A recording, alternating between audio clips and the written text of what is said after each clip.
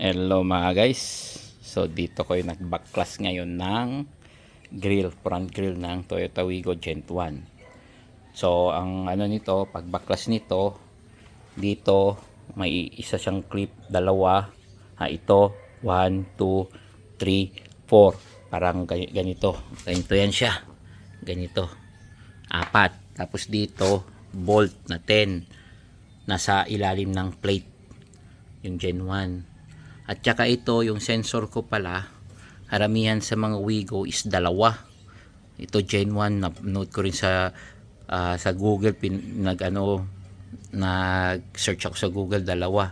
At na-note rin ako sa mga ibang video, dalawa. Pero ito, isa lang. After and before kasi ng catalyst. Kaso ito wala, isa lang talaga. Kaya tingnan ko pag maglinis ako niyan. So ito yung, grabe ang dumi rito, yan mga nakuha ko sa loob, mga putik tsaka mga buhangin yan. Tapos dito may ano yan dito, bale ito isa, dalawa magkabilaan, dalawang ganun rin na ganito, tapos dalawa dito, isang maliit, mga maliit, dalawa rito rin, tapos may bolt dito, may bolt yan rito, dalawa rin dito nakakabit. Yan, basta dito yan nakakabit, dalawa magkabilaan, dalawang bolt. Yan, tinanggal ko rin yung dito, yan protection.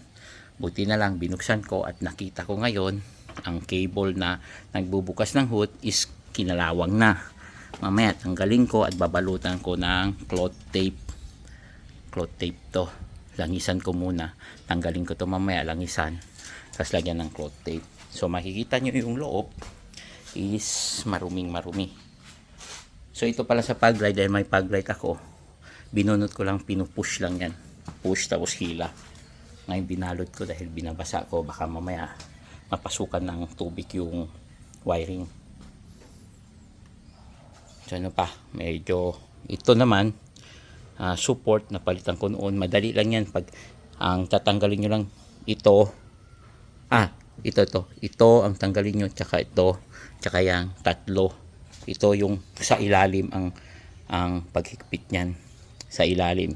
Kaya mahirap lang to, kailangan tanggalin nyo ito,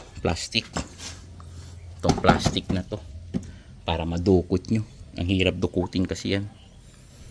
So ito naman, pag magpalit kayo ng belt, dalawa yan, yung bolt dito, yan, luluwagan nyo lang yan, tsaka ito para igalaw nyo tong motor, para mapalitan nyo yung belt.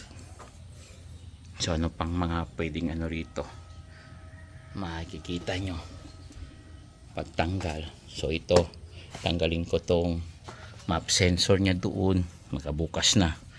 Tsaka ito, lilinisin ko dahil nagiging parang pambot na sa loob, maingay. Ito bukas ang tanggalin ko rin to, titingnan ko rin yung engine support nito. Meron yung engine support rito, tingnan natin kung baka crack na rin.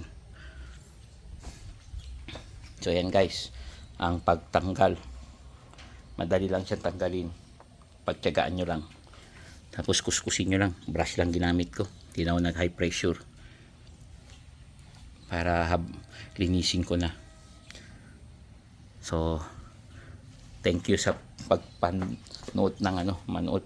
Hindi ko lang kasi na-demonstrate, pero kung request nyo mag-demonstrate, i-demonstrate ko yan. Tinatamad na kasi ako mag-demonstrate. Yan.